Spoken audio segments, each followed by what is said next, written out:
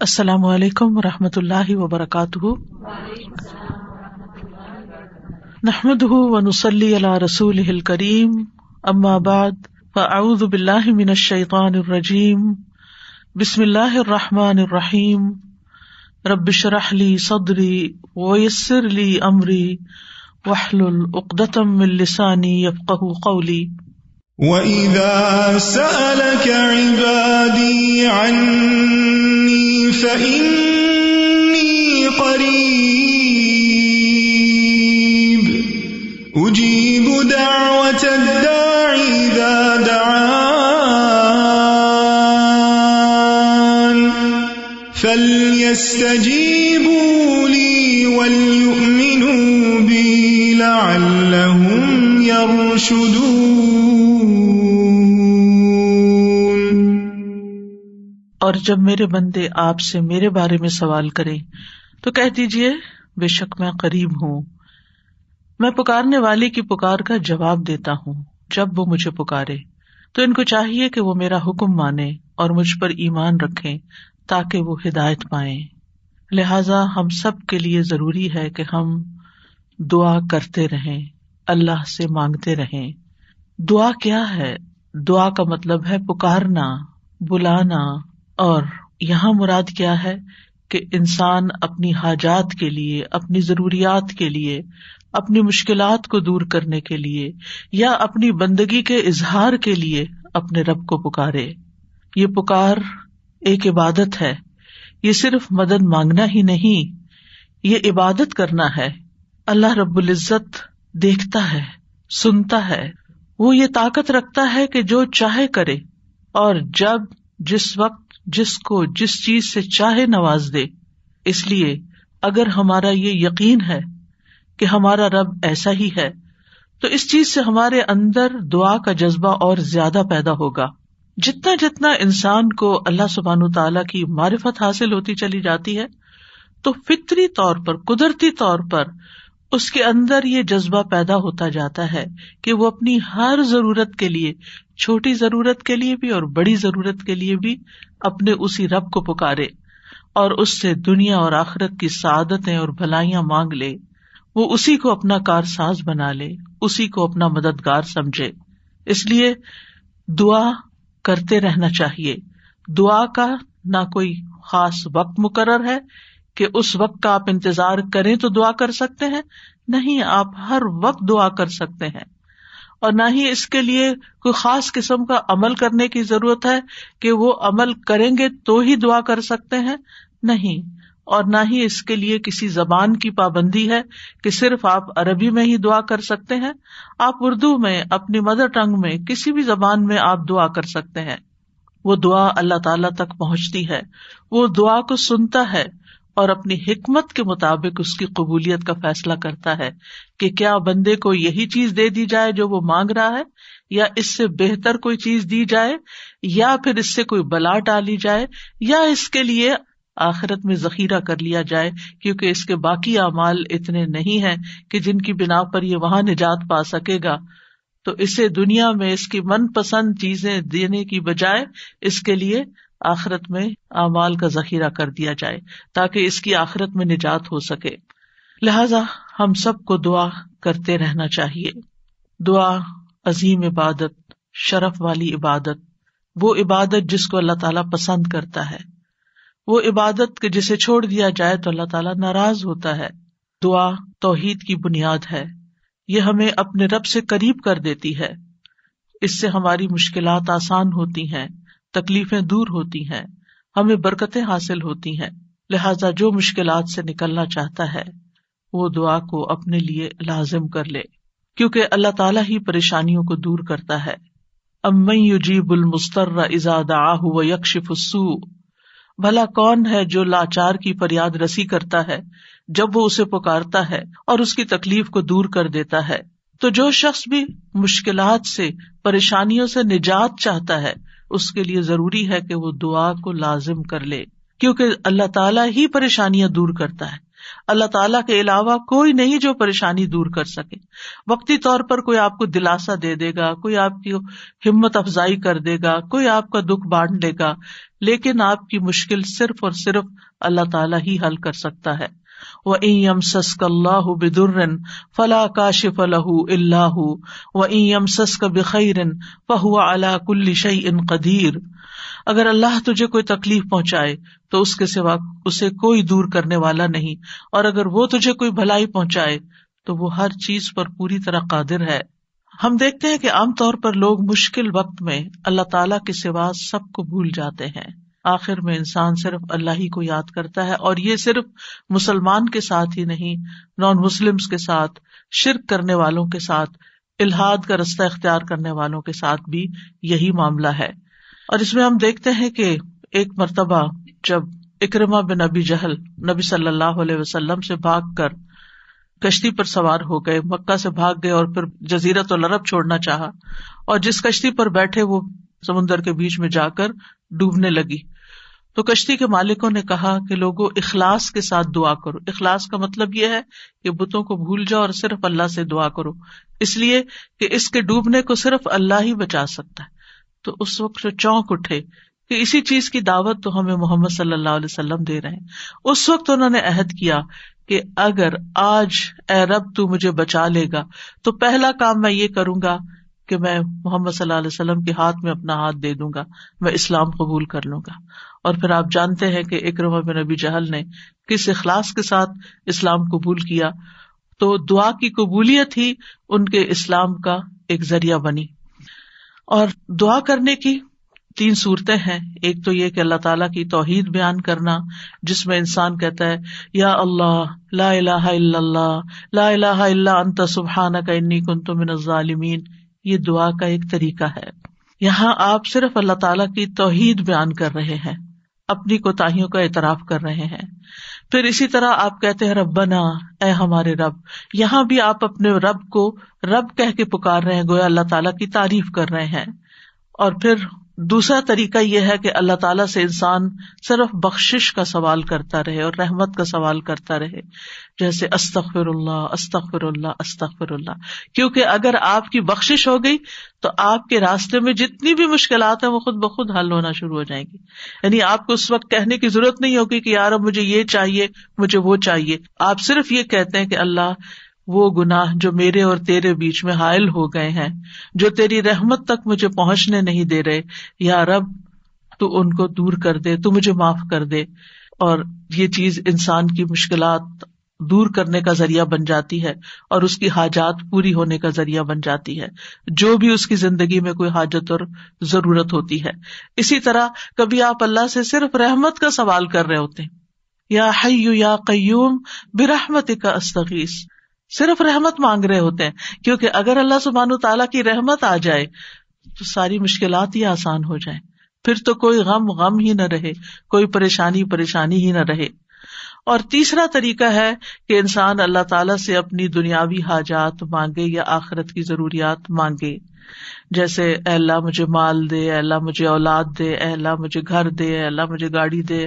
اور صحابہ اتنی چھوٹی چھوٹی چیزیں بھی مانگتے تھے, جیسے جوتی کا تسمہ اگر ٹوٹ گیا تو بھی اللہ سے مانگتے تھے. چھوٹی سے چھوٹی ضرورت سے لے کے بڑی سے بڑی ضرورت تک براہ راست اللہ تعالیٰ سے مانگی جا سکتی, اور اس میں کوئی عیب کی بات نہیں, کوئی گناہ کی بات نہیں. وہ آپ کا رب ہے, وہ سب سے زیادہ آپ کا خیر خواہ ہے, لہٰذا آپ اس سے نہیں مانگیں گے تو کس سے مانگیں گے؟ اور وہ جو سب کچھ دینے پہ قادر ہے اس سے نہیں مانگیں گے تو کس سے مانگیں گے؟ لہٰذا اس کو پکارتے رہنا چاہیے. تو نمبر 1 طریقہ صرف اللہ کی توحید بیان کرنا, اللہ کی تعریف کرتے رہنا. عرفہ کے دن کی سب سے بہترین دعا کیا ہے؟ لا الہ الا اللہ وحدہ لا شریک لہ لہ الملک ولہ الحمد وہو علی کل شیء قدیر. اس میں کیا مانگا آپ نے؟ کچھ بھی نہیں. آپ نے صرف اللہ کی توحید بیان کی ہے, لا الہ الا اللہ کہا ہے, وحدہ کہا ہے, لا شریک لہ کہا ہے, اپنے آپ کو اللہ کے لیے خالص کیا ہے. یہ دعا ہے.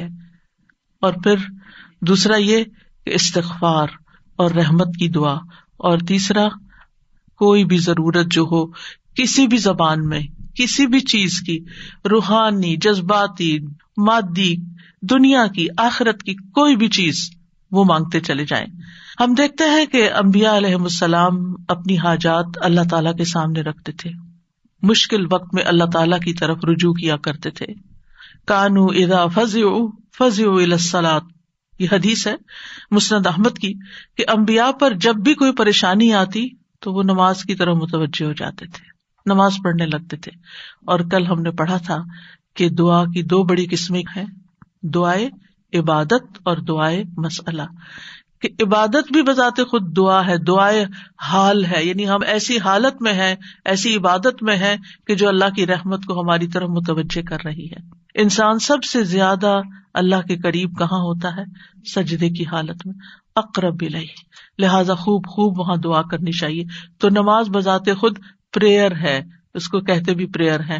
صلاۃ کا معنی بھی دعا ہے، تو وہ تو دعا کا مجموعہ ہے. اسی لیے وَاسْتَعِینُوا بِالصَّبْرِ وَالصَّلَاةِ، جب انسان پر کوئی مشکل آئے تو فوراً نماز کی طرف جائے اور نماز پڑھ کر اللہ تعالیٰ سے دعا بھی کرے. اور بذات خود اگر نوافل پہ نوافل بھی پڑھ رہا ہے یا طویل قیام کر رہا ہے، طویل سجدہ کر رہا ہے، تو یہ بھی ایک طرح سے دعا یا عبادت ہی کی حالت میں ہے. انبیاء علیہم السلام کی دعائیں کیوں قبول ہوئی؟ ہم ایک کے بعد ایک پیغمبر کے بارے میں قرآن مجید میں پڑھتے ہیں اور ہر پیغمبر کی دعا کے بارے میں پڑھتے ہیں کہ وہ قبول ہو گئی. کیوں؟ انہم کانوا یسارعون فی الخیرات ویدعوننا رغبا ورہبا.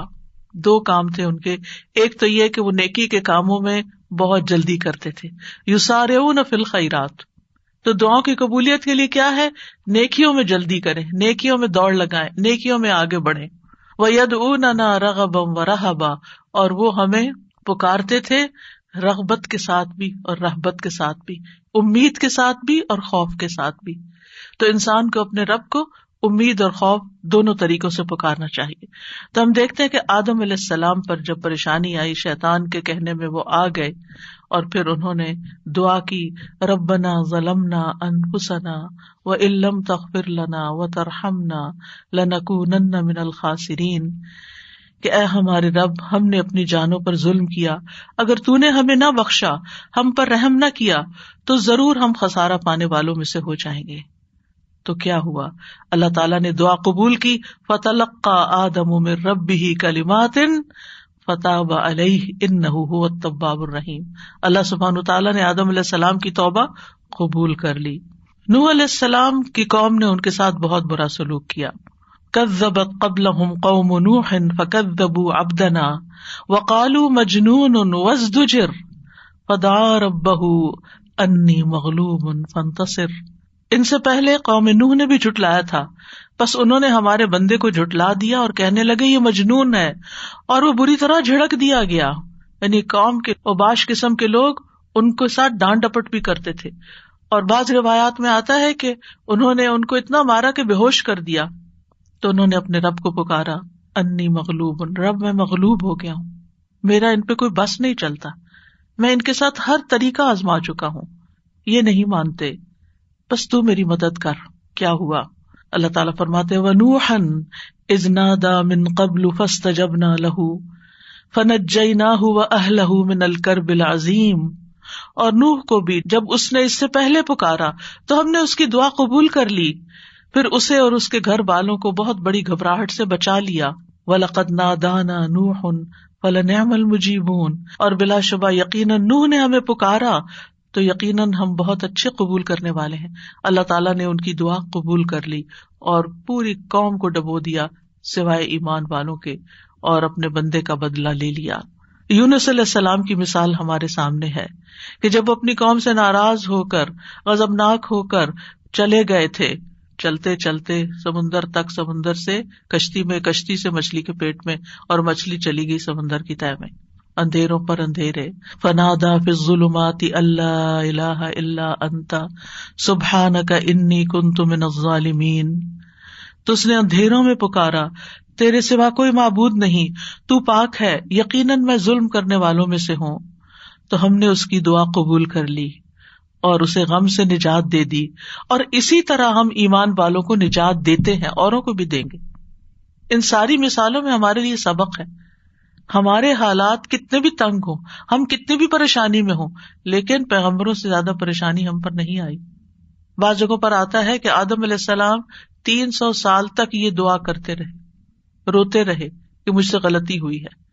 بالآخر رب نے ان کو کلمات سکھائے اور پھر دعا انہوں نے مانگی اور ان کی نجات ہوئی. بعض اوقات آزمائشیں لمبی ہو جاتی ہیں، لیکن ہمیشہ یقین رکھیے کہ رب سنتا ہے، وہ ضرور سنے گا، وہ کبھی بھی مجھے محروم نہیں کرے گا. لم اکم بدعائک رب شقیہ، تجھ سے مانگ کر اے رب میں کبھی بھی نامراد نہیں ہوا، تو ضرور سننے والا ہے. پھر ایوب علیہ السلام 18 سال تک ایک بیماری میں مبتلا رہے ہیں. وَأَيُّوبَ إِذْ نَادَى رَبَّهُ أَنِّي مَسَّنِيَ الضُّرُّ وَأَنْتَ أَرْحَمُ الرَّاحِمِينَ فَاسْتَجَبْنَا لَهُ فَكَشَفْنَا مَا بِهِ مِنْ ضُرٍّ وَآتَيْنَاهُ أَهْلَهُ وَمِثْلَهُمْ مَعَهُمْ رَحْمَةً مِنْ عِنْدِنَا وَذِكْرَى لِلْعَابِدِينَ. اور ایوب جب اس نے اپنے رب کو پکارا کہ بے شک مجھے تکلیف پہنچی ہے اور تو رحم کرنے والوں میں سب سے زیادہ رحم کرنے والا ہے، تو ہم نے اس کی دعا قبول کر لی، بس اسے جو تکلیف تھی دور کر دی، اور اس کے گھر والے اور ان کے ساتھ اتنے ہی اور عطا کر دیے اپنے پاس سے رحمت کے طور پر. ان لوگوں کے لیے یاد دہانی ہے یہ جو عبادت کرنے والے ہیں. یعنی بعض اوقات انسان سوچتا ہے میں عبادت بھی کرتا ہوں، میں اللہ تعالیٰ کی حرام کردہ چیزوں سے بھی بچتا ہوں، لیکن میں دعا کرتا رہتا ہوں مگر میری دعا نہیں سنی جاتی، معلوم نہیں کیوں. اب دیکھیے کس طرح یعقوب علیہ السلام سال ہا سال تک، بعض روایات میں 40 سال اور بعض میں اس سے بھی زیادہ وقت کے لیے وہ بیٹے سے جدا ہوئے تھے اور مسلسل دعا کرتے رہے، مایوس نہیں ہوئے. اللہ تعالیٰ نے بالآخر ان کی دعا سن لی. چھوڑنا نہیں، پیچھے نہیں ہٹنا. ایوب علیہ السلام نے کہا تھا انی مسنی الضر وانت ارحم الراحمین، اللہ مجھے تکلیف پہنچی ہے اور تو سب سے بڑا رحم کرنے والا ہے، تو سب مہربانوں میں سے بڑھ کر مہربان ہے، تو مہربانی نہیں کرے گا تو اور کون کرے گا. تو یہاں انہوں نے اللہ تعالیٰ کی رحمت کی فریاد کی. پھر ابراہیم علیہ السلام مشکل ترین حالات میں اللہ تعالیٰ پر توکل کرتے ہیں. ابن عباس کہتے ہیں کہ یہ کلمہ حسبنا اللہ ونعم الوکیل ابراہیم علیہ السلام نے اس وقت کہا تھا جب انہیں آگ میں ڈالا گیا تھا، اور ان کے اس کلمے کی وجہ سے ان پر آگ ٹھنڈی ہو گئی، کیونکہ انہوں نے کہا تھا حسبنا اللہ ونعم الوکیل، حسبنا اللہ، اللہ ہمیں کافی ہے. یہ بھی پکارنے کا ایک انداز ہے، اللہ کی رحمت کو طلب کرنے کا ایک انداز ہے. اور ان کے اس کہنے پر اللہ سبحانہ تعالیٰ نے کیا فرمایا، قلنا یا نار کونی بردم وسلاما علی ابراہیم، اے آگ تو ابراہیم پر سراسر ٹھنڈک اور سلامتی والی بن جا. ابراہیم علیہ السلام نے نیک اولاد کی دعا کی، رب ہب لی من الصالحین فبشرناہ بغلام حلیم، اے میرے رب مجھے لڑکا عطا کر جو نیکوں میں سے ہو، تو ہم نے اسے ایک بردبار لڑکے کی خوشخبری دی. بغلام حلیم، ایسا نہیں ہوا کہ ابراہیم علیہ السلام نے ادھر دعا کی اور ادھر ان کو اسحاق اور اسماعیل علیہ السلام مل گئے. انتہائی بڑھاپے کی حالت میں جا کر بہت سالوں کے بعد دعا قبول ہوئی، لیکن قبول ہوئی. ہمارے لیے اس میں سبق یہ ہے کہ مانگتے رہیں چاہے سال ہا سال گزر جائیں. اور پھر وہ کہتے ہیں الحمدللہ الذی وہب لی علی الکبر اسماعیل و اسحاق ان ربی لسمیع الدعاء، سب تعریف اس اللہ کی ہے جس نے مجھے بڑھاپے کے باوجود اسماعیل اور اسحاق عطا کیے، بے شک میرا رب تو بہت دعا سننے والا ہے. اللہ سبحانہ تعالیٰ نے انہیں ہدایت یافتہ اولاد عطا کی تھی، یہ ان کے صبر کا نتیجہ تھا. ان کی زندگی تو مشکل میں گزری، لیکن اس کا بدلہ اللہ نے ان کو کیا دیا کہ ایسی اولاد دی جو ہمیشہ کے لیے ان کے لیے ناموری کا سبب بنی. وَوَهَبْنَا لَهُ إِسْحَاقَ وَيَعْقُوبَ، صرف بیٹا نہیں، بیٹے کے بعد پوتے کی بھی خوشخبری دی. کلن ہدینا، ہر ایک کو ہم نے ہدایت دی. ونوحا ہدینا من قبل، نوح علیہ السلام کو اس سے پہلے ہم نے گائیڈ کیا. ومن ذریتہ داؤد وسلیمان وایوب ویوسف وموسیٰ وہارون وکذلک نجزی المحسنین، اور اس کی اولاد میں سے داؤد اور سلیمان اور ایوب اور یوسف اور موسیٰ اور ہارون، اور اسی طرح ہم نیکی کرنے والوں کو جزا دیتے ہیں. یعقوب علیہ السلام کا حال آپ کے سامنے ہے. انہوں نے اپنے غم اور دکھ کی فریاد لوگوں کے سامنے نہیں کی، لوگوں کو جا کر اپنے دل کا حال نہیں بتایا، کیا کہا؟ انما اشکو بثی وحزنی الی اللہ واعلم من اللہ ما لا تعلمون. یعقوب علیہ السلام نے کہا بے شک میں اپنی بے قراری اور غم کی شکایت صرف اللہ سے کرتا ہوں. اللہ ہی میرے دل کا حال جانتا ہے کہ یہاں کیسی کیسی بے قراری ہے بچے کی جدائی میں، اور میں اللہ کی طرف سے وہ باتیں جانتا ہوں جو تم نہیں جانتے. بہت کچھ جاننے کے باوجود انہیں یہ نہیں پتا تھا کہ بیٹا مصر میں ہے. اللہ نے نہیں بتایا. وہ کہہ سکتے تھے نا اللہ تعالیٰ مجھے بتا دیں وہ کہاں ہے، آپ تو جانتے ہیں آپ مجھے بھی بتا دیں. لیکن اللہ سبحانہ تعالیٰ نے اس کا بھی ایک وقت رکھا تھا. اگر پیغمبروں کے لیے قبولیت کا ایک وقت ہے تو ہمارے لیے بھی دعاؤں کی قبولیت کا ایک وقت ہوتا ہے. قبولیت کا مطلب یہ نہیں ہوتا کہ بس منہ سے نکلتے ہی بات آپ کی فرمائش پوری ہو جائے. اور پھر آپ دیکھیے کہ کس طرح اللہ تعالیٰ نے ان کی دعا قبول کر لی.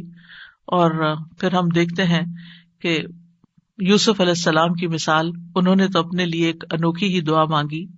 قال رب السجن احب الی، قید خانے میں جانے کی دعا کی تاکہ ان عورتوں کا قید اور مکر جو ہے وہ ان سے دور ہو جائے. فاستجاب له ربه فصرف عنه کیدہن، رب نے اس کی دعا قبول کر لی اور ان عورتوں کا مکر فریب حضرت یوسف سے ہٹا دیا. انہ هو السمیع العلیم، بے شک وہ خوب سننے والا خوب جاننے والا ہے. پھر موسیٰ علیہ السلام کی دعا، کس طرح وہ مدین پہنچتے ہیں تھکے ہارے، کئی دن کے پیدل سفر کے بعد جا کر ابھی بیٹھتے ہیں تو فوراً دیکھتے ہیں کہ کچھ لڑکیاں اپنا ریوڑ لے کے کھڑی ہیں، پانی نہیں پلا پا رہی. خود تھکے ہوئے ہیں، خود بھوکے بھی ہیں، پیاسے بھی ہیں، زخمی بھی ہیں، کچھ فیوچر کا نہیں پتا. لیکن کیا کرتے ہیں؟ سب سے پہلے اپنے رب کو پکارتے ہیں، رب انی لما انزلت الی من خیر فقیر. اور صرف دعا مانگ کے وہیں درخت کے نیچے بیٹھ نہیں جاتے، بلکہ اٹھ کے ان بچیوں کے پاس جاتے ہیں کہ یہ تمہارا کیا معاملہ ہے، اور ان کے سارے ریوڑ کو پانی پلاتے ہیں. اور آپ سوچئے کہ ایک شخص جو خود اتنا تھکا وہ اپنے آپ کو وہاں رکھ کے دیکھیے.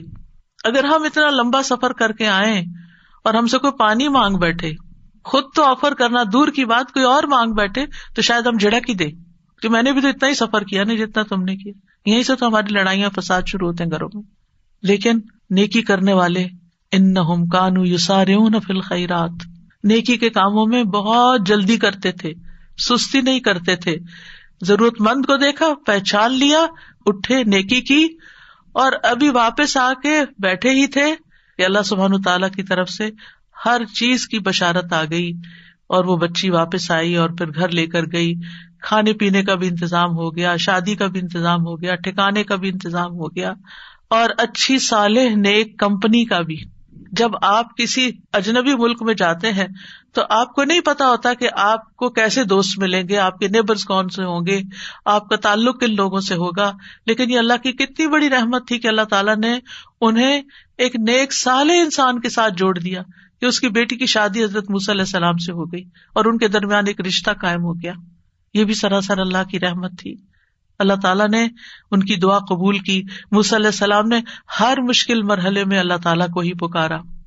فرعون کے دربار میں جانے لگتے ہیں تو کیا پڑھتے ہیں؟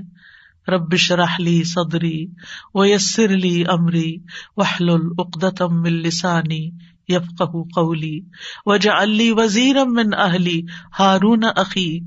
رب اشرح لی کے علاوہ کہ جو کام کرنے جا رہا ہوں یا اللہ اس کے لیے میرا دل کھول دے، میرا کام آسان کر دے، میری زبان کی گرہ کھول دے، یعنی میرے بولنے میں سلاست ہو جائے اور اس طرح کی کمیونیکیشن ہو کہ لوگ میری بات سمجھ جائیں، ان کو میری بات سمجھ آ جائے تاکہ وہ مقصد پورا ہو جائے، اور میرے گھر والوں میں سے ایک میرا مددگار بنا دے. اللہ تعالیٰ نے ہارون علیہ السلام کو نبی بنا کر ان کا مددگار بنا دیا. زکریا علیہ السلام کی مثال، مایوس نہیں ہے، سال ہر سال تک اولاد کی دعا کرتے، انتہائی بڑھاپے میں بھی. وَزَكَرِيَّا إِذْ نَادَىٰ رَبَّهُ رَبِّ لَا تَذَرْنِي فَرْدًا وَأَنْتَ خَيْرُ الْوَارِثِينَ. اور زکریا کو جب اس نے اپنے رب کو پکارا، اے میرے رب مجھے اکیلا نہ چھوڑ اور تو سب وارثوں سے بہتر ہے، تو ہم نے اس کی دعا قبول کر لی. فَاسْتَجَبْنَا لَهُ وَوَهَبْنَا لَهُ يَحْيَىٰ، اور ہم نے اس کو یحییٰ عطا کیا. وَأَصْلَحْنَا لَهُ زَوْجَهُ، اور اس کی بیوی کو اس کے لیے درست کر دیا. یعنی بعض اوقات ہم سوچتے ہیں کہ انفرٹیلٹی کا پرابلم ہے، بچہ ہو ہی نہیں سکتا. اللہ تعالیٰ سب کچھ کر سکتا ہے، اللہ تعالیٰ وہ بھی ٹھیک کر سکتا ہے. کیونکہ ان اللہ علی کل شیء قدیر، اللہ تعالیٰ ہر چیز پر قدرت رکھتا ہے، اس لیے مایوسی کس بات کی؟ اللہ کے بندے کبھی بھی مایوس نہیں ہوتے. ہاں، مانگنے سے کبھی نہیں تھکتے، مانگتے رہتے ہیں کہ اللہ تعالیٰ سبب کے ساتھ بھی دیتا ہے اور بغیر سبب کے بھی دیتا ہے، اس کے لیے کیا مشکل ہے. پھر نبی صلی اللہ علیہ وسلم کس طرح دعا کرتے ہیں، استستغیثون ربکم فاستجاب لکم انی ممدکم بألف من الملائکۃ مردفین. جب تم اپنے رب سے مدد مانگ رہے تھے تو اس نے تمہاری دعا قبول کر لی کہ بے شک میں 1000 فرشتوں کے ساتھ تمہاری مدد کرنے والا ہوں جو ایک دوسرے کے پیچھے آنے والے ہیں. کس طرح نبی صلی اللہ علیہ وسلم بدر کے میدان میں فریادیں کر رہے تھے، اپنے رب کو پکار رہے تھے. دیر اینڈ دن خوشخبری آ گئی کہ فرشتوں سے مدد کی جائے گی. انبیاء علیہ السلام کے علاوہ ہم دیکھتے ہیں کہ دیگر افراد بھی جنہوں نے اللہ تعالیٰ سے دعا کی، اللہ سبحانہ تعالیٰ نے ان کی دعا سن لی.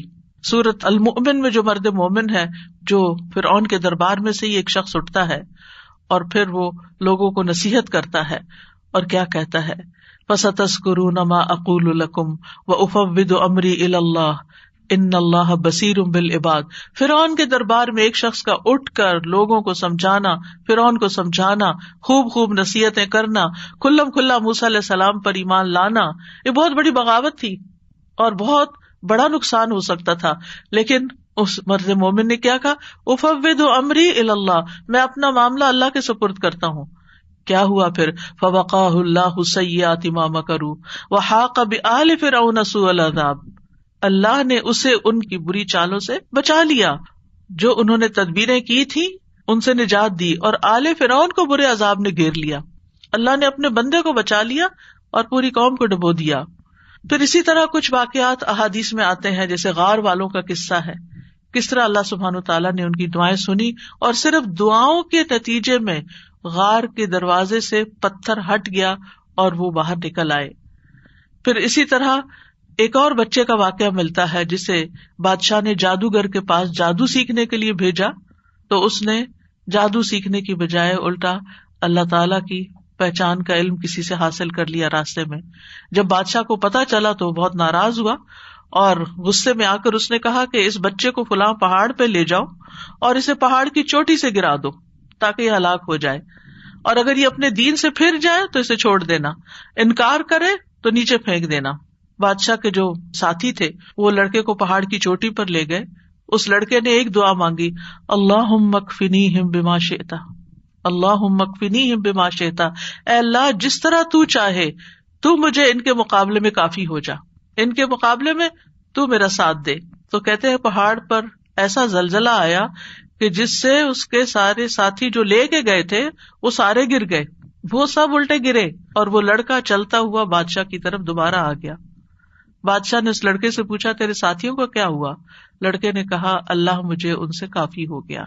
بادشاہ نے پھر اس لڑکے کو اپنے ساتھیوں کے اور لوگوں کے حوالے کر کے کہا کہ اسے ایک چھوٹی سی کشتی میں بٹھاؤ اور سمندر کے بیچ میں جا کے کشتی الٹ دو، اس کو وہاں پھینک دو، اگر یہ اپنے دین سے پھر جائے تو چھوڑ دینا، انکار کرے پھینک کے آ جانا.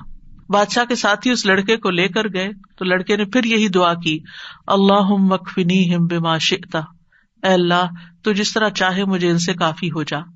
پھر وہ کشتی بادشاہ کے ساتھیوں سمیت الٹ گئی، سب غرق ہو گئے اور وہ لڑکا چلتا ہوا واپس بادشاہ کے پاس آ گیا. بادشاہ نے اس لڑکے سے کہا تیرے ساتھیوں کا کیا ہوا؟ کہنے لگا اللہ مجھے ان کے مقابلے کے لیے کافی ہو گیا. اور واقعی اللہ ہی کافی ہوتا ہے دشمن سے نبٹنے کے لیے. انسان کے اپنے پاس زور نہیں ہوتا، طاقت نہیں ہوتی، ہم کمزور ہوتے ہیں، لیکن اگر اللہ کی مدد آ جائے تو انسان ہر طرح کی مشکلات پہ قابو پا سکتا ہے.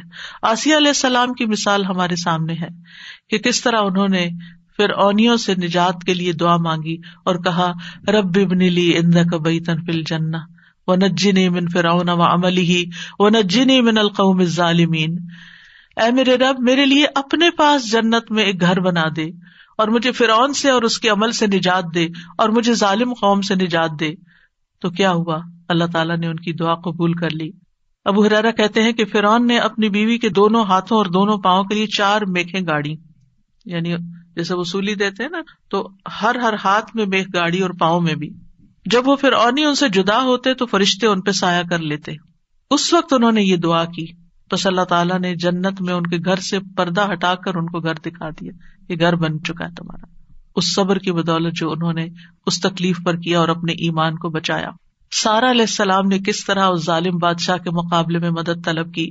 آپ جانتے ہیں کہ ابراہیم علیہ السلام نے حضرت سارہ کے ساتھ ہجرت کی تھی اور انہیں لے کر ایک شہر میں پہنچے، جو اس کا بادشاہ تھا وہ بہت ظالم تھا، اور جب اسے پتہ چلتا کہ کوئی مسافر ایسا ہے جس کے ساتھ بہت خوبصورت عورت ہے تو وہ اس سے زبردستی چھین لیتا تھا۔ اسے پتا چلا کہ ابراہیم علیہ السلام اپنے ساتھ ایک ایسی عورت کو لائے ہیں جو عورتوں میں سب سے زیادہ خوبصورت ہے، تو انہوں نے ابراہیم علیہ السلام کو پیغام بھیجا کہ یہ تمہارے ساتھ کون ہے؟ تو انہوں نے کہا کہ یہ میری بہن ہے۔ پھر سارہ کے پاس گئے تو انہوں نے کہا میری بات کو جھٹلانا نہیں، کیونکہ میں نے ان کو بتایا کہ تم میری بہن ہو، اللہ کی قسم اس سرزمین میں میرے اور تمہارے علاوہ دوسرا کوئی مومن نہیں، یعنی ہم ایمان میں بہن بھائی ہیں۔ تو انہوں نے پھر سارہ کو ظالم کے پاس بھیج دیا۔ بادشاہ سارہ کی طرف بڑھنے لگا تو یعنی حضرت سارہ نے اٹھ کر وضو کیا، نماز پڑھنے لگی اور یہ دعا کی، اللہم ان کنت آمنت بک وبرسولک واحسنت فرجی الا علی زوجی فلا تسلط علی الکافر۔ اے اللہ، اگر میں تجھ پر اور تیرے رسول پر ایمان لائی ہوں اور میں نے اپنی شرمگاہ کو اپنے شوہر کے سوا محفوظ رکھا ہے تو اس کافر کو میرے اوپر مسلط نہ ہونے دے۔ اس پر بادشاہ کا سانس گلے میں پھنس گیا اور گر کر ایڑیاں رگڑنے لگا، اور حضرت سارہ کو نجات مل گئی۔ نہ صرف ایک نجات ملی بلکہ ان کے ساتھ توفتاً حضرت ہاجر کو بھی ساتھ دیا گیا۔ خولہ بنت ثعلبہ کی مثال قرآن میں آپ کے سامنے ہے کہ کس طرح ان کے شوہر نے ان سے زہار کیا تو وہ پریشان ہو گئی اور نبی صلی اللہ علیہ وسلم کے پاس آئیں اور تکرار کرنے لگی کہ میرے مسئلے کا کوئی حل بتایا جائے۔ تو اس پر اللہ سبحانہ وتعالیٰ نے کیا آیات نازل کی، قد سمع اللہ قول التی تجادلک فی زوجہا وتشتکی الی اللہ واللہ یسمع تحاورکما۔ اللہ نے سن لی اس عورت کی بات جو تم سے اپنے شوہر کی شکایت کر رہی تھی اور اپنے خامند کے بارے میں جھگڑ رہی تھی اور اللہ کی طرف شکایت کر رہی تھی، اور اللہ تم دونوں کی بات سن رہا تھا۔ تو اللہ سبحانہ وتعالیٰ نے اس عورت کی بات سن لی کا مطلب کیا ہے؟ دعا قبول کر لی، مسئلے کا حل مل گیا۔ اسی طرح سلف صالحین جو ہیں وہ بھی اللہ کو پکارتے ہیں۔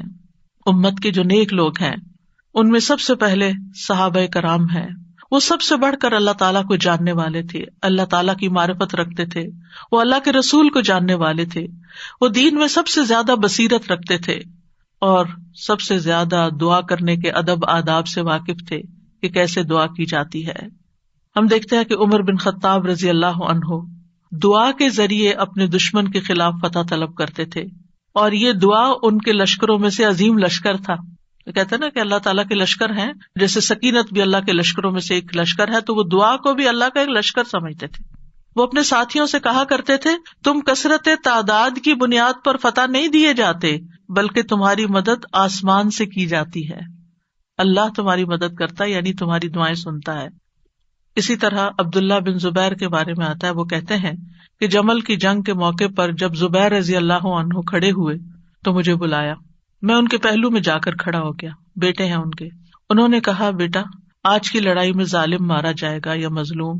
میں سمجھتا ہوں کہ آج میں مظلوم قتل کیا جاؤں گا، اور مجھے سب سے بڑی فکر اپنے قرضوں کی ہے۔ کیا تمہیں بھی کچھ اندازہ ہے کہ قرض ادا کرنے کے بعد ہمارا کچھ مال بچ سکے گا؟ پھر انہوں نے کہا، بیٹے ہمارا مال فروخت کر کے اس سے قرض ادا کر دینا۔ کہنے لگے، بیٹا اگر قرض ادا کرنے سے عاجز ہو جاؤ تو میرے مولا سے اس میں مدد چاہنا، کام نہ ہو تو اللہ سے مدد چاہنا۔ عبداللہ نے بیان کیا کہ اللہ کی قسم، ان کے بیٹے کہتے ہیں، اللہ کی قسم میں ان کی بات اس وقت نہ سمجھ سکا۔ میں نے پوچھا، اے میرے بابا، من مولا کا، آپ کا مولا کون ہے؟ قال اللہ، کہنے لگے اللہ۔ عبداللہ کہتے ہیں، اللہ کی قسم قرض ادا کرنے میں جب بھی دشواری پیش آئی میں نے اسی طرح دعا کی، یا مولا زبیر، ہے زبیر کے مولا، اقض عنہ دینہ، آپ ان کی طرف سے قرض ادا کر دیجیے، اس کا بندوبست کر دیجیے، اور ادائیگی کی کوئی نہ کوئی صورت پیدا ہو جاتی تھی، دعا قبول ہو جاتی۔ سفیان ثوری کہا کرتے تھے، اے وہ ذات جس کو اپنے تمام بندوں میں سے وہ انسان سب سے زیادہ محبوب ہے جو اس سے مانگے تو کثرت سے مانگے، یعنی اللہ تعالیٰ کو وہ شخص زیادہ پیارا ہے جو زیادہ دعائیں کرتا ہے۔ اے وہ ذات جس کو اپنے تمام بندوں میں سے وہ انسان سب سے زیادہ ناپسند ہے جو اس سے نہیں مانگتا، کیونکہ جو انسان دعا نہیں کرتا اللہ تعالیٰ اس سے ناراض ہوتا ہے، اور تیرے سوا کوئی بھی ایسا نہیں ہے اے میرے رب. کیا مطلب؟ کوئی بھی اور ایسا نہیں. اگر کسی سے بھی انسان ایک سے زیادہ دفعہ کچھ مانگ لے تو وہ ناراض ہو جاتا ہے, اور نہ مانگے تو خوش رہتے ہیں. ایون ماں باپ بھی آپ دیکھیں, اگر بچے ایک دفعہ کچھ مانگے تو کہ اچھا بیٹا لے لو, پھر دوسری دفعہ پھر مانگے تو ایک دن آتا ہے کہ ماں باپ بھی کہتے کہ تم کب تک مانگتے رہو گے, اپنا بندوبست خود کرو. لیکن اللہ سبحانہ تعالیٰ کبھی ایسا نہیں کہتے کہ کب تک تم مجھ سے دعائیں کرتے رہو گے. وہ پسند کرتے ہیں کہ بندہ دعا کرتا رہے. اور بعض لوگوں کو تو دعا میں ایسا لطف آتا ہے, اللہ تعالیٰ سے مناجات کرنے میں, اللہ تعالیٰ کو پکارنے میں, اللہ تعالیٰ کے آگے ہاتھ پھیلانے میں, اللہ تعالیٰ کی طرف رجوع کرنے میں ایسی لذت آتی ہے کہ ان کی یہ لذت اس چیز کی لذت سے بھی بڑھ جاتی جو وہ مانگ رہے ہوتے ہیں.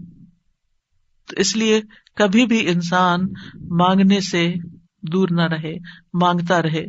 صرف بڑی حاجتیں نہیں, بڑے مسائل نہیں, چھوٹی چھوٹی چیزیں بھی.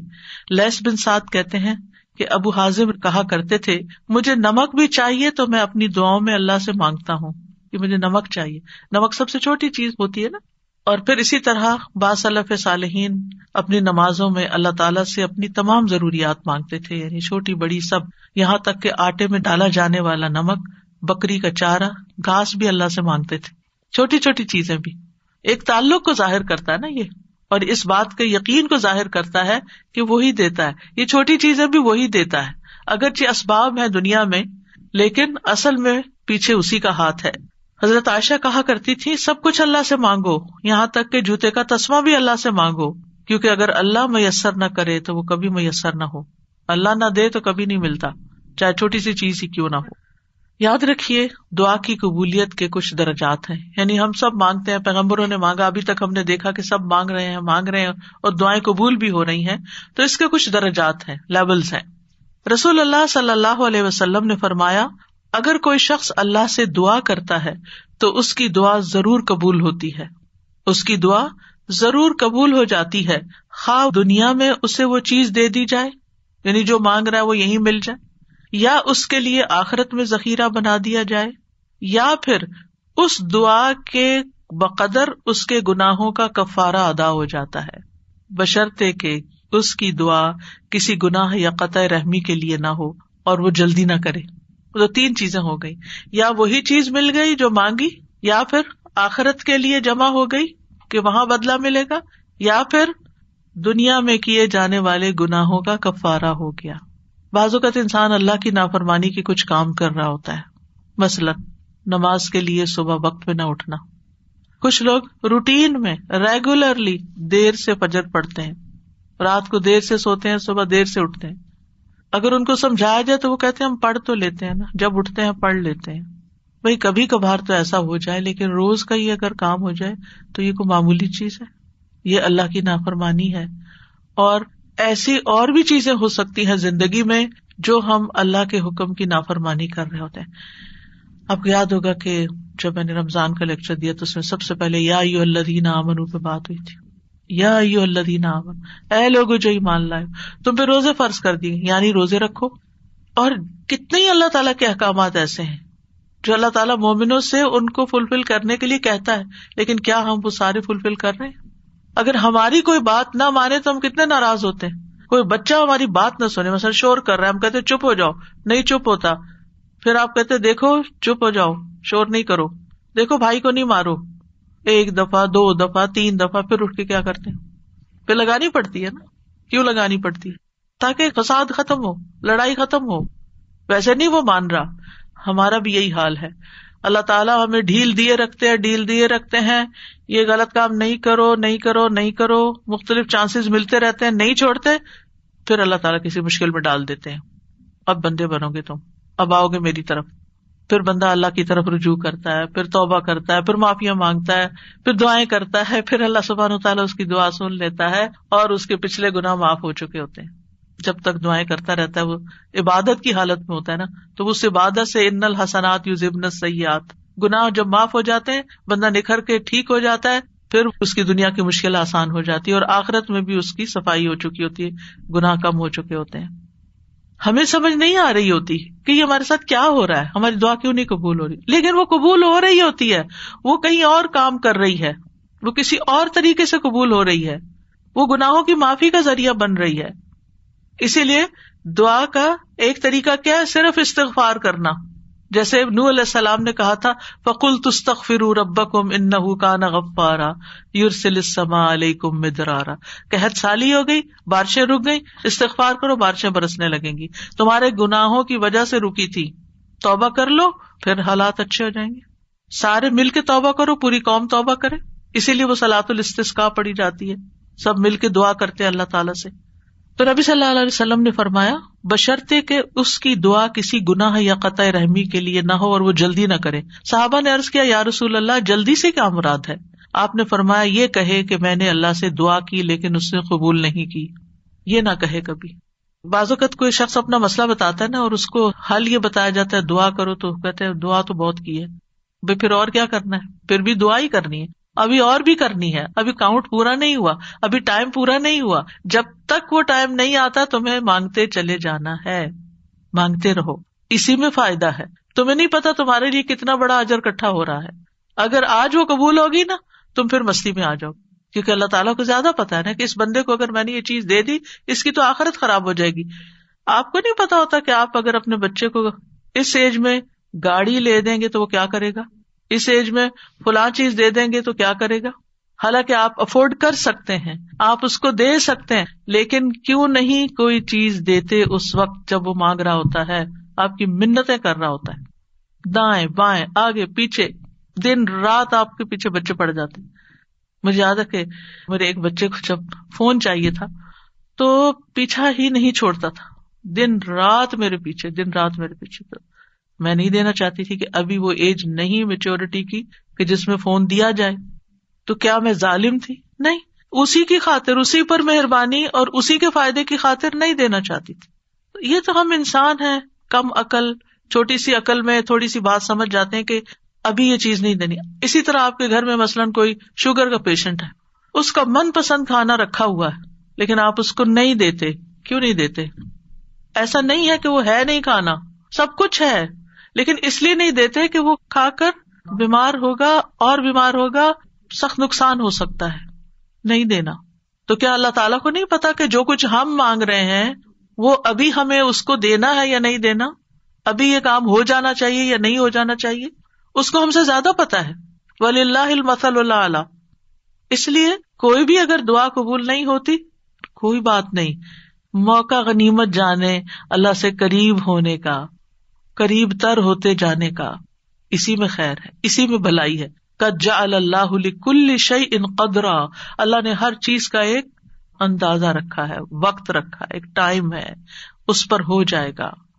اب یہ جو تین ہے قبولیت کے راستے، ان میں سے سب سے پہلا کہ کبھی اللہ تعالیٰ وہ چیز دے دیتا ہے جو ہم مانگتے ہیں. مثلاً ابراہیم علیہ السلام نے نیک بیٹا مانگا تھا، ربی حبلی من الصالحین. انہوں نے صرف بیٹا نہیں مانگا، کہا ربی حبلی من الصالحین، اللہ مجھے نیک بیٹا دے. کتنی عقل مند تھے نا. ہم جب کوئی چیز مانگتے ہیں تو بس کہتے ہیں کچھ مل جائے، بس جو بھی مل جائے لے لیں گے. نہیں، کوالٹی والی چیز مانگے، اللہ سب کچھ دے سکتا ہے. تو اللہ تعالیٰ نے کیا کیا، فبشرناہ بغلام حلیم. تو ہم نے اسے ایک بہت بردبار لڑکے کی، بہت ٹالرنٹ، بہت ہمبل، بہت اچھے اخلاق والے بچے کی خوشخبری دی. آپ دیکھیں کہ ہم حلم اور برداشت کو نیکی نہیں عام طور پہ سمجھتے کہ یہ بھی کوئی نیکی، حالانکہ یہ نیکیوں کی بنیاد بن جاتی. جس بندے کے اندر ٹالرنس ہوتی ہے وہ دوسرے کی بات سن کے برداشت کر جاتا ہے، وہ وار سہ جاتا ہے، وہ شوق برداشت کر لیتا ہے.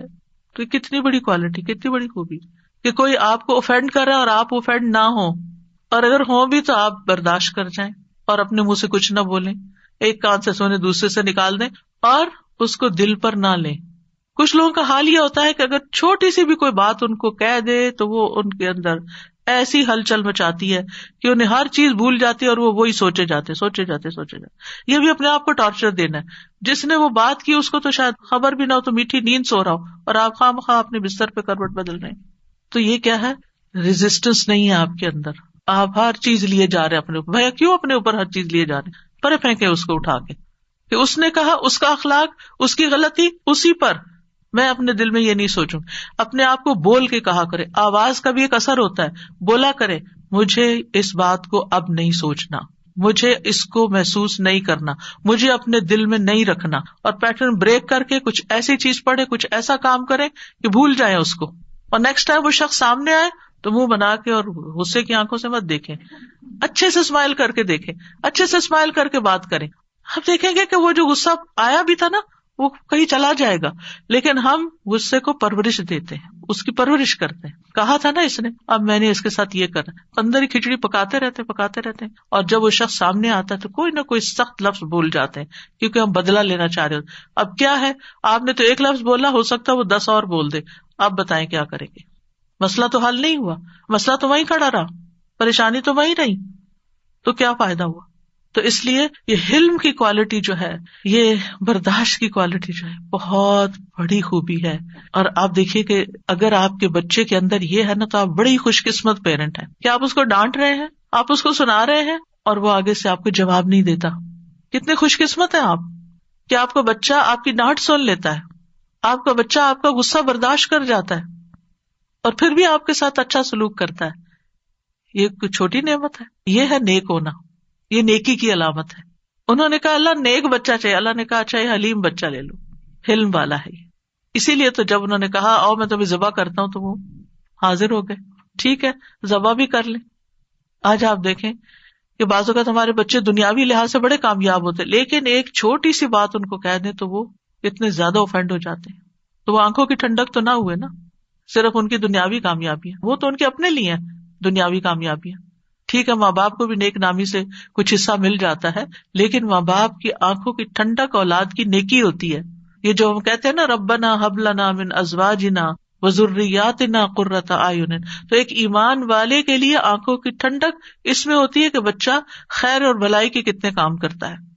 بہرحال ان کی دعا قبول ہو گئی. کبھی ایسا بھی ہوتا ہے کہ مانگی ہوئی چیز سے اللہ تعالیٰ زیادہ بہتر چیز آپ کو دے دیتا ہے. آپ کچھ اور مانگ رہے تھے، آپ کو مانگنا نہیں آ رہا تھا، اللہ تعالیٰ کو آپ پر پیار آیا، آپ نے چھوٹا مانگا، اللہ نے اس سے بڑھ کر آپ کو دے دیا.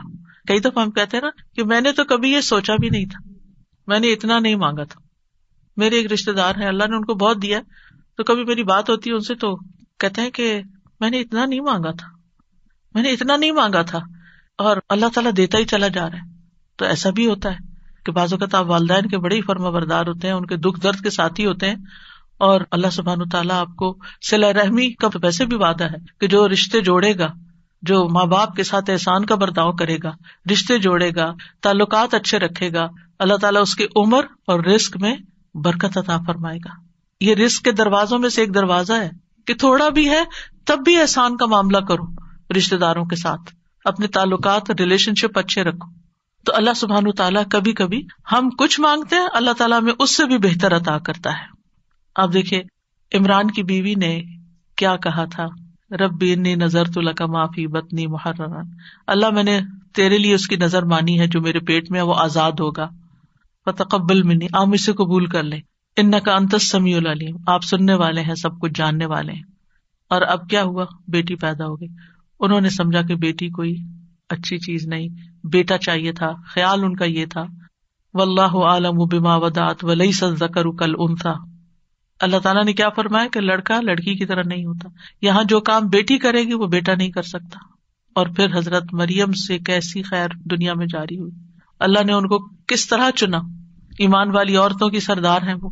کبھی اللہ تعالیٰ مانگی ہوئی چیز جیسی کوئی تکلیف دور کر دیتا ہے. آپ کچھ مانگ رہے ہوتے ہیں اور ادھر سے تکلیف آ رہی ہوتی ہے، اللہ تعالیٰ اس مانگنے کی وجہ سے اس تکلیف کو پیچھے ہٹا دیتے ہیں. ہم کہتے ہیں ہماری دعا قبول نہیں، کتنی غلط بات کرتے ہیں، استغفر اللہ. ہم کہتے ہیں میری دعا قبول نہیں، بھائی ہو چکی ہے، اللہ نے فرمایا ہے نا اجیب دعوت الداعی اذا دعانی، میں قبول کرتا ہوں. کیسے کہتے ہو نہیں قبول ہوتی؟ ہوئی ہے، تمہیں نہیں پتا کس شکل میں ہوئی ہے. تم چھوٹی چیز مانگ رہے تھے، میں تمہیں بہتر دینے والا ہوں. تم کچھ مانگ رہے تھے، میں تم سے مصیبت دور کر رہا ہوں. اگر وہ مصیبت دور نہ کرو تو یہ تمہاری مانگی ہوئی چیز مل بھی جائے تو تم فائدہ نہیں اٹھا سکتے اس سے. نبی صلی اللہ علیہ وسلم نے فرمایا جو مسلمان کوئی ایسی دعا کرے جس میں گناہ یا قطع رحمی کا کوئی پہلو نہ ہو تو اللہ اسے 3 میں سے کوئی ایک چیز ضرور عطا فرماتے ہیں. یا تو فوراً ہی اس کی دعا قبول کر لی جاتی ہے، یا آخرت کے لیے ذخیرہ کر لی جاتی ہے، یا اس سے اس جیسی کوئی تکلیف دور کر دی جاتی ہے. صحابہ نے عرض کیا اس طرح تو پھر ہم بہت کثرت کریں گے. آپ نے فرمایا اللہ اس سے بھی زیادہ کثرت والا ہے. یعنی آپ بہت مانگو گے تو اللہ تعالیٰ اس سے بھی زیادہ دے سکتا ہے، تمہارے مانگنے سے بھی زیادہ دے سکتا ہے. کبھی گناہوں کا کفارہ بن جاتی ہے، حدیث میں آتا ہے وَإِمَّا أَن يُكَفَّرَ عَنْهُ مِن ذُنُوبِهِ بِقَدْرِ مَا دَعَا، یا پھر اس دعا کی وجہ سے اس کے گناہوں کا کفارہ ادا ہو جاتا ہے، ایکسپیشن ہو جاتی ہے.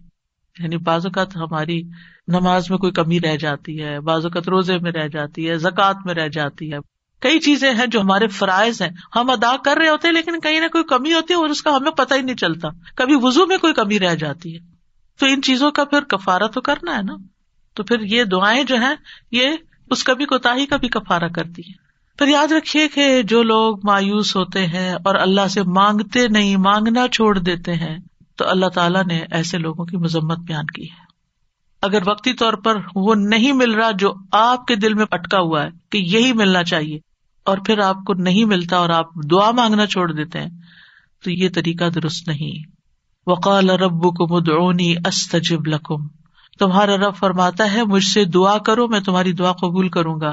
ان الذین یستکبرون عن عبادتی، بے شک جو لوگ میری عبادت سے تکبر کرتے ہیں، سیدخلون جہنم داخرین، وہ جہنم میں ضرور ذلیل و خوار ہو کے داخل ہوں گے. دعا روک دینا یہ سوچ کر قبول نہیں ہوتی تو فائدہ نہیں مانگنے کا. یہ کیا ہے؟ دراصل اللہ سے مایوس ہونا، نا امید ہونا اور اللہ سے ناراض ہونا. تبھی تو آپ اس کو چھوڑ رہے ہیں، پھر آپ کہاں جائیں گے؟ تو اللہ تعالیٰ کو یہ چیز سخت ناپسند ہے. امام شوکانی رحمہ اللہ اس آیت کے بارے میں کہتے ہیں، یہ آیت کریمہ اس بات پر دلالت کرتی ہے کہ دعا عبادت کا حصہ ہے، پس اللہ سبحانہ تعالیٰ نے اپنے بندوں کو حکم دیا ہے کہ وہ اس سے دعا مانگیں. یعنی دعا مانگنے کا حکم اللہ تعالیٰ نے دیا ہے. پھر فرمایا ان الذین یستکبرون عن عبادتی، یہ آیت اس بات کا فائدہ دیتی ہے کہ دعا عبادت ہے اور اللہ سے دعا نہ مانگنا تکبر ہے، اور اس تکبر سے زیادہ برا عمل کوئی نہیں. یعنی وہ جب منافقین سے کہا جاتا تھا نا کہ تم رسول کے پاس آؤ اور استغفار کرو، تو وہ سر جھٹک دیتے تھے، ہم نہیں جاتے، ہم نہیں کرتے. آج بھی آپ دیکھیں کہ بعض اوقات کسی کو نیکی کی کوئی بات کہی جاتی کہ یہ صدقہ کر لو، یہ نیکی کر لو، تو وہ سر جھٹک کے چلے جاتے، اور نہیں تمہارے پاس کچھ کہنے کو، ہر وقت یہی نصیحتیں. تو انسان کی اس میں سب سے زیادہ محرومی ہے کہ انسان دعا چھوڑ دے، اس ہستی سے مانگنا چھوڑ دے جو اس کا خالق ہے، اس کا مالک ہے، اس کا رازق ہے، اس کو زندگی دینے والا ہے، اس کی موت بھی اس کے ہاتھ میں ہے، ثواب اور سزا دینے والا ہے. تو تکبر جو ہے انتہائی ناسمجھی کی چیز ہے اور نعمتوں کی ناشکری ہے. فرعون کیوں ڈوبا تھا؟ فرعون کیوں غرق ہوا؟ تکبر کی وجہ سے. قارون کو کیا مشکل ہوئی؟ قارون کیوں زمین میں دھنسا؟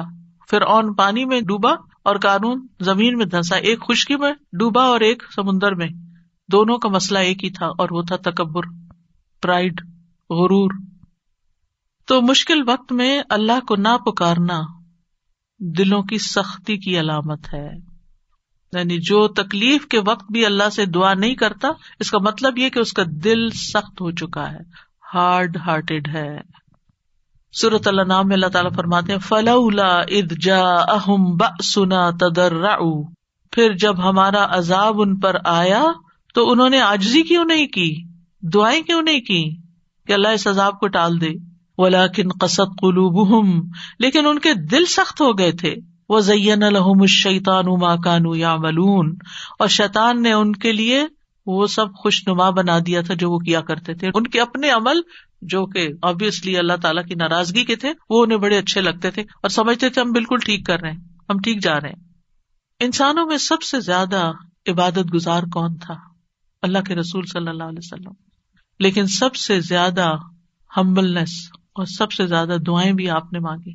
یعنی جب میں مسنون اذکار دیکھتی ہوں، سبحان اللہ، یعنی کہ آپ تہجد کے وقت اٹھنے کے وقت سے لے کر پھر آپ فجر پڑھنے اور اس کے بیچ میں صبح کے اذکار اور پھر اس کے بعد جو ہر موقع کے اذکار اور پھر نمازیں اس کے علاوہ ہے، تلاوت قرآن اس کے علاوہ ہے، اور پھر رات کو سوتے وقت کے اذکار.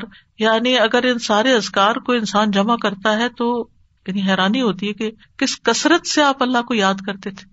اور یہ ہمبلنس کی علامت ہے، حالانکہ آپ سب سے زیادہ عبادت گزار تھے، پھر بھی سب سے زیادہ دعائیں کرتے تھے، اللہ سے مانگتے رہتے تھے. اور لوگوں میں سب سے زیادہ بے بس وہ ہے جو دعا مانگنے سے بے بس ہے، جو دعا نہیں مانگتا. یاد رکھیے اللہ تعالیٰ سے مایوس ہونا کبیرہ گناہ ہے. ابن عباس کہتے ہیں ایک آدمی نے کہا اے اللہ کے رسول کبیرہ گناہ کون کون سے ہیں, بڑے بڑے گناہ کون سے ہیں؟ آپ نے فرمایا اللہ کے ساتھ شرک کرنا, اللہ کے رزق سے مایوس ہو جانا اور اللہ کی رحمت سے مایوس ہونا. کبھی بھی مایوس نہیں ہونا چاہیے. پھر ایک اور بات اس سلسلے میں یہ یاد رکھی جائے کہ جہاں ہمیں اللہ سے مانگنا چاہیے وہاں ہمیں غیر اللہ سے نہیں مانگنا چاہیے, کیونکہ اللہ کے سوا سب سہارے کمزور ہیں. اب دیکھیں قرآن مجید میں صحابہ نے جتنے بھی چیزوں کے بارے میں پوچھا اس کے بارے میں آتا ہے یسألونک, وہ آپ سے سوال کرتے ہیں, وہ سوال کرتے ہیں. لیکن جب دعا کے بارے میں پوچھا تو اللہ تعالیٰ نے کیا فرمایا وَإِذَا سَأَلَكَ عِبَادِي عَنِّي, میرے بندے جب آپ سے سوال کرتے ہیں. سوال کا انداز کتنا اچھا لگا, اللہ تعالیٰ کو کتنا پسند آیا کہ سوال کرنے والوں کو میرے بندے کہا, اپنے بندے کہا. اس سے آپ اندازہ لگائیے دعا کی اہمیت کا. تو اللہ تعالیٰ نے یہ نہیں کہا قل یا فقل انی قریب, فرمایا انی قریب وَإِذَا سَأَلَكَ عِبَادِي عَنِّي فَإِنِّي قَرِيب, بس انہیں بتا دو کہ میں قریب ہی ہوں. گویا بندے اور اللہ کے بیچ میں کوئی واسطہ وسیلہ نہیں, کوئی اور نہیں, بس بندہ اور اللہ. ہم بیچ میں اوروں کو لے آتے ہیں. ہمارے معاشرے میں کتنا عام ہے کہ کوئی کسی پیر کو لے آتا ہے اور کوئی کسی بزرگ کو لے آتا ہے, اور دور جاہلیت میں فرشتوں کو اور بتوں کو اور معلوم نہیں کس کس کو. ما نعبدہم الا لیقربونا الی اللہ زلفی, مانگیں اللہ سے, غیر اللہ کی طرف نہیں جائیں. غیر اللہ کے سہارے سب کمزور ہیں. مثل الذین اتخذوا من دون اللہ اولیاء کمثل العنکبوت اتخذت بیتا وان اوہن البیوت لبیت العنکبوت لو کانوا یعلمون. ان لوگوں کی مثال جنہوں نے اللہ کے سوا اور مددگار بنا رکھے ہیں, مکڑی کی مثال جیسی ہے جس نے گھر بنایا, حالانکہ بے شک سب گھروں میں سے کمزور گھر مکڑی کا ہے اگر وہ جانتے ہوتے. غیر اللہ تو ایک مکھی بھی پیدا نہیں کر سکتے. غیر اللہ کو پکارنا سب سے بڑی گمراہی ہے. وَمَنْ أَضَلُّ مِمَّنْ يَدْعُو مِن دُونِ اللَّهِ مَن لَّا يَسْتَجِيبُ لَهُ إِلَىٰ يَوْمِ الْقِيَامَةِ وَهُمْ عَن دُعَائِهِمْ غَافِلُونَ. اور اس سے بڑھ کر کون گمراہ ہے جو اللہ کے سوا انہیں پکارتا ہے جو قیامت تک اس کی دعا قبول نہیں کریں گے, یعنی قبروں میں سوئے ہوئے یا فرشتے یا جن یا کوئی اور مخلوق, کسی سے بھی نہیں, اور وہ ان کے پکارنے سے بے خبر ہیں. اور جب سب لوگ اکٹھے کیے جائیں گے تو وہ ان کے دشمن بن جائیں گے, یعنی غیر اللہ وہ دشمن بن جائیں گے اور ان کی عبادت سے منکر ہوں گے. کیوں نہیں پکارنا چاہیے غیر اللہ کو؟ کیونکہ اللہ کے سوا کوئی کسی چیز کا مالک نہیں ہے. وہ دعا قبول کرنے کی استطاعت نہیں رکھتے. پہلی بات یہ کہ وہ سنتے بھی نہیں ہیں, قبر میں نہیں سنتے. وہ جب وہ سنتے نہیں ہیں تو پھر آپ کی بات کا جواب بھی نہیں دیتے, اور آپ کی ضرورت کہاں سے پوری کریں گے یا آپ کے لیے وسیلہ کہاں سے بنیں گے؟ مدد کرنے کی طاقت بھی نہیں رکھتے. سورۃ الاعراف میں آتا ہے والذین تدعون من دونہ لا یستطیعون نصرکم ولا انفسہم ینصرون. تم جنہیں اللہ کو چھوڑ کر پکارتے ہو نہ وہ تمہاری مدد کر سکتے ہیں اور نہ خود اپنی مدد ہی کے قابل ہیں. نہ وہ نفع دے سکتے ہیں نہ نقصان دور کر سکتے ہیں, نہ تکلیف کو ہٹا سکتے ہیں نہ اس کو بدل سکتے ہیں. رسول اللہ صلی اللہ علیہ وسلم نے فرمایا جو شخص اس حالت میں مر جائے کہ وہ اللہ کے سوا اوروں کو بھی پکارتا ہو تو وہ آگ میں داخل ہوگا. کتنی سخت بات ہے. کیسے لوگ کہتے ہیں یا علی یا پیر عبد القادر جیلانی اور یا پتہ نہیں کون کون, نہیں, اللہ کے سوا کسی کو نہیں پکارنا. تو بہرحال ہم سب کو اللہ ہی کی طرف رجوع کرنا ہے اور اللہ ہی سے دعا کرنا ہے. اللہ سبحانہ تعالیٰ سے دعا ہے کہ وہ ہمارے اس علم کو ہمارے سینوں میں محفوظ کر دے اور ہمیں اس عبادت کی توفیق عطا فرمائے اور ہم سے راضی ہو جائے اور ہماری خطائیں معاف کر دے. جی اساسی ایک سوال تھا اور ایک پھر جی ضرور. سوال میں تو یہ تھا جیسے آپ نے بتایا دعا ہم اردو میں بھی مانگ سکتے ہیں, تو کیا جب ہم سجدے میں دعا مانگتے ہیں اس وقت بھی اردو میں مانگ سکتے ہیں یا نہیں؟ نہیں, سجدے میں, نماز کے سجدے میں نہیں, ویسے الگ سے سجدے میں پڑھ کے دعا کرنی ہے تو وہ کر سکتے ہیں. اچھا اوکے, جزاکم اللہ خیرا. سبحانک اللہم و بحمدک اشہد ان لا الہ الا انت استغفرک و اتوب الیک. السلام علیکم و رحمۃ اللہ وبرکاتہ.